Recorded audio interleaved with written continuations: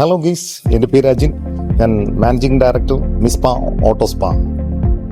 നമ്മൾ പലർക്കും ഉണ്ടാകുന്ന ഒരു സംശയമാണ് വാഹനങ്ങൾക്ക് അണ്ടർബോഡി കോട്ടിംഗ് ആവശ്യകത ഉണ്ടോ എന്നുള്ളത്. എൻ്റെ ഒരു പേഴ്സണൽ ഒപ്പീനിയൻ പറയുകയാണെന്നുണ്ടെങ്കിൽ നിർബന്ധമായും നിങ്ങൾ അണ്ടർബോഡി കോട്ടിംഗ് ചെയ്തിരിക്കേണ്ടതാണ്. നാം ദൈനംദിന യാത്രയിൽ കാറിലൂടെ യാത്ര ചെയ്യുമ്പോൾ, ദുർഘടമായ വീതികളിൽ നാം യാത്ര ചെയ്യുമ്പോൾ ഇതുപോലുള്ള വാഹനത്തിൻ്റെ അടിഭാഗങ്ങളിൽ സ്ക്രാച്ചുകൾ വീഴുവാൻ സാധ്യതയുണ്ട്.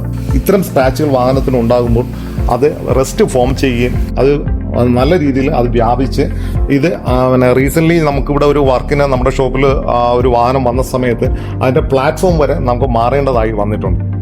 ഷോറൂമിൽ നിന്ന് എടുക്കുന്ന സമയത്ത് നമുക്ക് പലരുടെയും ഒരു ചിന്തയാണ്, ഇത് പെയിൻറ്റഡ് വാഹനമാണല്ലോ, ഇത് പെയിൻറ്റഡ് കോട്ടിംഗ് വന്നിട്ടുള്ളത് കൊണ്ട് നമ്മൾ അണ്ടർബോഡി കോട്ടിങ്ങിൻ്റെ ആവശ്യത ഉണ്ടോ എന്ന് നമ്മൾ ഒരു സംശയം പ്രകടിപ്പിക്കാറുണ്ട്.